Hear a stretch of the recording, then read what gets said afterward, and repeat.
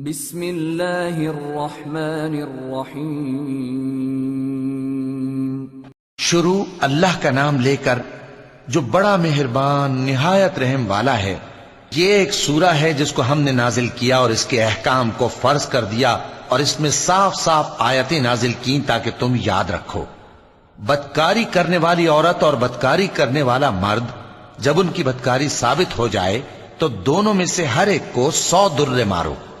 اور اگر تم اللہ اور روز آخر پر ایمان رکھتے ہو تو اللہ کے قانون کو نافذ کرنے میں تمہیں ان پر ہرگز ترس نہ آئے، اور چاہیے کہ ان کی سزا کے وقت مسلمانوں کی ایک جماعت بھی موجود ہو۔ بدکار مرد تو بدکار یا مشرک عورت کے سوا کسی سے نکاح نہیں کرتا، اور بدکار عورت کو بھی بدکار یا مشرک مرد کے سوا اور کوئی نکاح میں نہیں لاتا، اور یہ یعنی بدکار عورت سے نکاح کرنا مومنوں پر حرام ہے۔ اور جو لوگ پرہیزگار عورتوں کو بدکاری کا عیب لگائیں اور اس پر 4 گواہ نہ لائیں تو ان کو 80 درے مارو،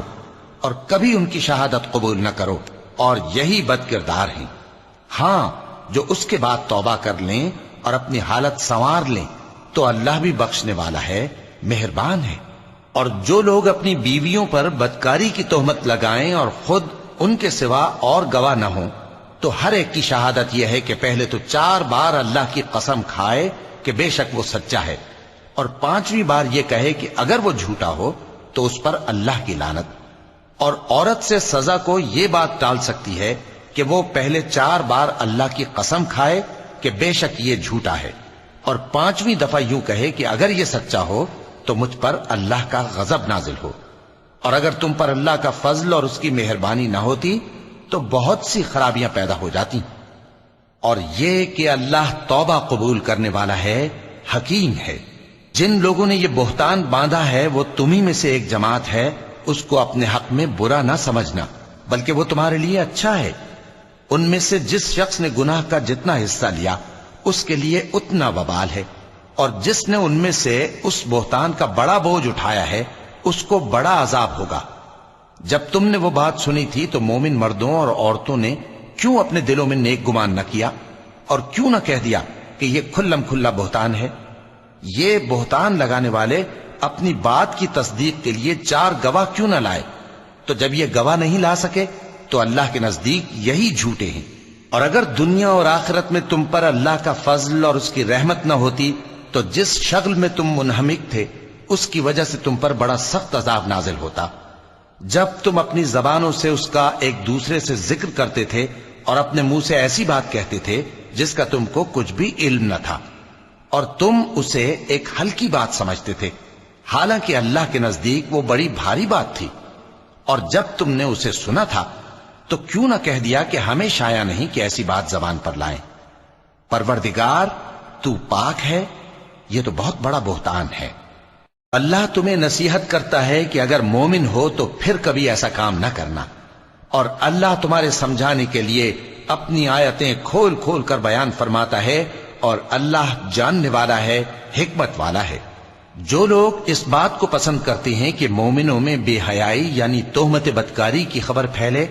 ان کو دنیا اور آخرت میں دکھ دینے والا عذاب ہوگا، اور اللہ جانتا ہے اور تم نہیں جانتے۔ اور اگر تم پر اللہ کا فضل اور اس کی رحمت نہ ہوتی تو کیا کچھ نہ ہوتا، مگر وہ کریم ہے، اور یہ کہ اللہ نہایت مہربان ہے، رحیم ہے۔ مومنوں، شیطان کے قدموں پر نہ چلنا، اور جو شخص شیطان کے قدموں پر چلے گا تو شیطان تو بے حیائی کی باتیں اور برے کام ہی بتائے گا۔ اور اگر تم پر اللہ کا فضل اور اس کی مہربانی نہ ہوتی تو ایک شخص بھی تم میں پاک نہ ہو سکتا، مگر اللہ جس کو چاہتا ہے پاک کر دیتا ہے، اور اللہ سننے والا ہے، جاننے والا ہے۔ اور جو لوگ تم میں صاحب فضل اور صاحب مال ہیں وہ اس بات کی قسم نہ کھائیں کہ رشتہ داروں اور محتاجوں اور وطن چھوڑ جانے والوں کو کچھ نہیں دیں گے، اور ان کو چاہیے کہ معاف کر دیں اور درگزر کریں۔ کیا تم پسند نہیں کرتے کہ اللہ تم کو بخش دے؟ اور اللہ تو بخشنے والا ہے، مہربان ہے۔ جو لوگ پرہیزگار اور برے کاموں سے بے خبر اور ایماندار عورتوں پر بدکاری کی تہمت لگاتے ہیں ان پر دنیا اور آخرت دونوں میں لعنت ہے، اور ان کو سخت عذاب ہوگا۔ یعنی قیامت کے روز جس دن ان کی زبانیں اور ہاتھ اور پاؤں سب ان کے کاموں کی گواہی دیں گے۔ اس دن اللہ ان کو ان کے اعمال کا پورا پورا اور ٹھیک ٹھیک بدلہ دے گا، اور ان کو معلوم ہو جائے گا کہ اللہ برحق اور حق کو ظاہر کرنے والا ہے۔ ناپاک عورتیں ناپاک مردوں کے لیے ہیں، اور ناپاک مرد ناپاک عورتوں کے لیے، اور پاک عورتیں پاک مردوں کے لیے ہیں، اور پاک مرد پاک عورتوں کے لیے۔ یہ پاک لوگ ان جھوٹوں کی باتوں سے بری ہیں، اور ان کے لیے بخشش اور نیک روزی ہے۔ مومنوں، اپنے گھروں کے سوا دوسرے لوگوں کے گھروں میں گھر والوں سے اجازت لیے اور ان کو سلام کیے بغیر داخل نہ ہوا کرو، یہ تمہارے حق میں بہتر ہے، اور ہم یہ نصیحت اس لیے کرتے ہیں کہ شاید تم یاد رکھو۔ پھر اگر تم گھر میں کسی کو موجود نہ پاؤ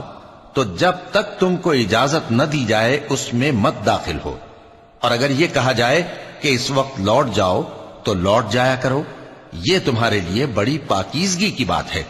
اور جو کام تم کرتے ہو اللہ سب جانتا ہے۔ ہاں، اگر تم کسی ایسے مکان میں جاؤ جس میں کوئی نہ بستا ہو اور اس میں تمہارا اسباب رکھا ہو تو تم پر کچھ گناہ نہیں، اور جو کچھ تم ظاہر کرتے ہو اور جو پوشیدہ کرتے ہو اللہ کو سب معلوم ہے۔ مومن مردوں سے کہہ دو کہ اپنی نظریں نیچی رکھا کریں اور اپنی شرمگاہوں کی حفاظت کیا کریں، یہ ان کے لیے بڑی پاکیزگی کی بات ہے، اور جو کام یہ کرتے ہیں اللہ ان سے خبردار ہے۔ اور مومن عورتوں سے کہہ دو کہ وہ بھی اپنی نگاہیں نیچی رکھا کریں اور اپنی شرمگاہوں کی حفاظت کیا کریں، اور اپنی آرائش یعنی زیور کے مقامات کو ظاہر نہ ہونے دیا کریں مگر جو اس میں سے کھلا رہتا ہو،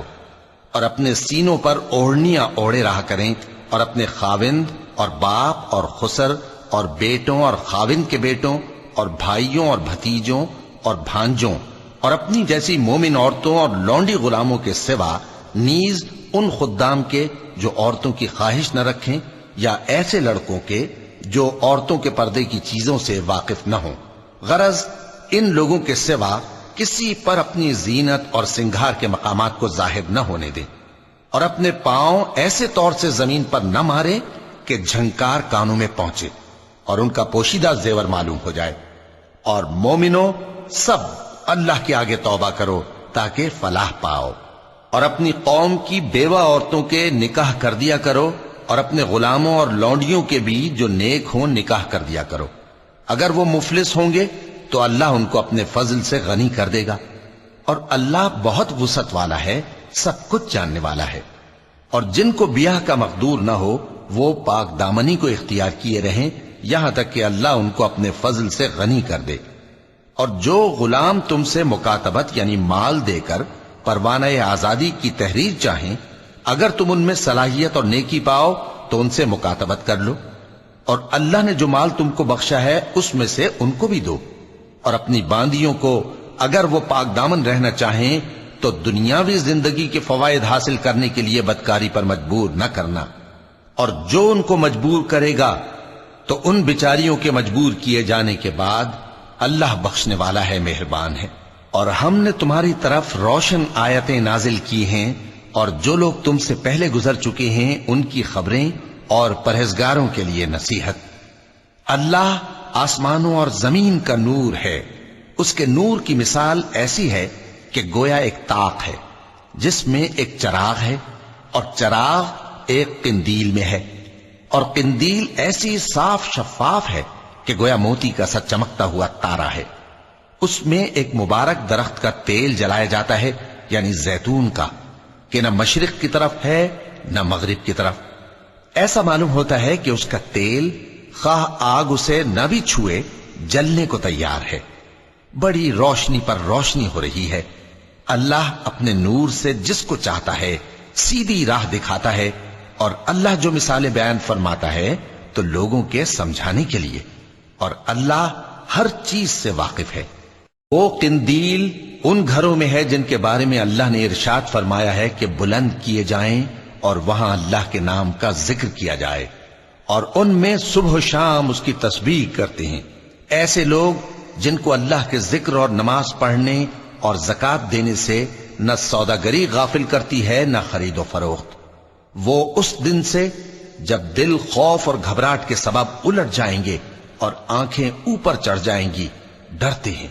تاکہ اللہ ان کو ان کے اعمال کا بہت اچھا بدلہ دے اور اپنے فضل سے زیادہ بھی عطا فرمائے، اور اللہ جس کو چاہتا ہے بے حساب رزق دیتا ہے۔ اور جن لوگوں نے کفر کیا ان کے اعمال کی مثال ایسی ہے جیسے میدان میں ریت کہ پیاسا اسے پانی سمجھے، یہاں تک کہ جب اس کے پاس آئے تو اسے کچھ بھی نہ پائے اور اللہ ہی کو اپنے پاس دیکھے تو وہ اسے اس کا حساب پورا پورا چکا دے، اور اللہ جلد حساب کرنے والا ہے۔ یا ان کے اعمال کی مثال ایسی ہے جیسے گہرے سمندر میں اندھیرے جس پر لہر چڑھی چلی آتی ہو اور اس کے اوپر اور لہر آ رہی ہو اور اس کے اوپر بادل ہو، غرض اندھیرے ہی اندھیرے ہوں، ایک پر ایک چھایا ہوا، جب اپنا ہاتھ نکالے تو کچھ نہ دیکھ سکے، اور جس کو اللہ روشنی نہ دے اس کو کہیں بھی روشنی نہیں مل سکتی۔ کیا تم نے نہیں دیکھا کہ جو لوگ آسمانوں اور زمین میں ہیں اللہ کی تسبیح کرتے رہتے ہیں، اور پر پھیلائے ہوئے پرندے بھی، اور سب اپنی نماز اور تسبیح کے طریقے سے واقف ہیں، اور جو کچھ وہ کرتے ہیں سب اللہ کو معلوم ہے، اور آسمان اور زمین کی بادشاہی اللہ ہی کے لیے ہے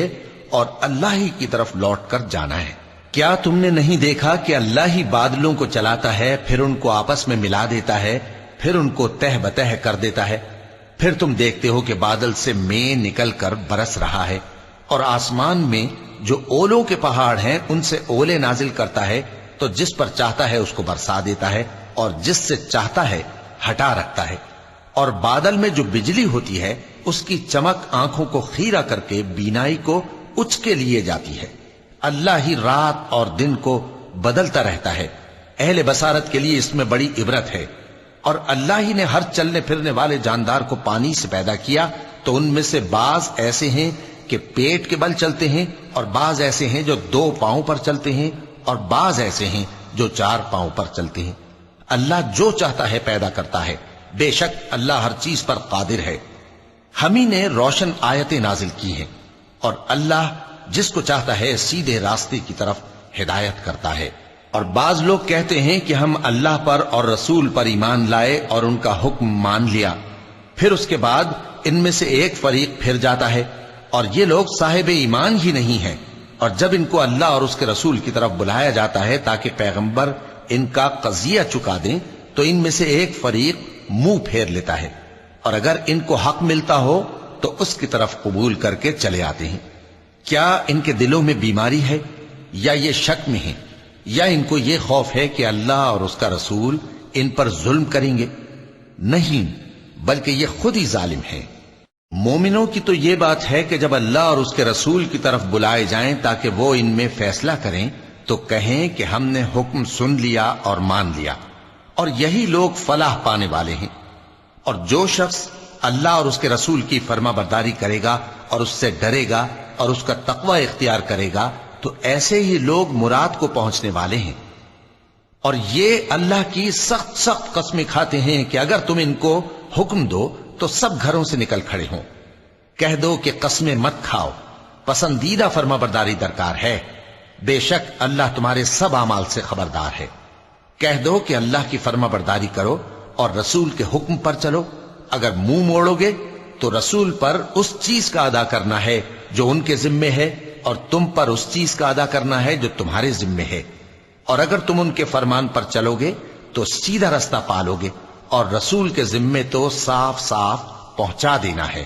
جو لوگ تم میں سے ایمان لائے اور نیک کام کرتے رہے ان سے اللہ کا وعدہ ہے کہ ان کو ملک کا حاکم بنا دے گا، جیسا ان سے پہلے لوگوں کو حاکم بنایا تھا،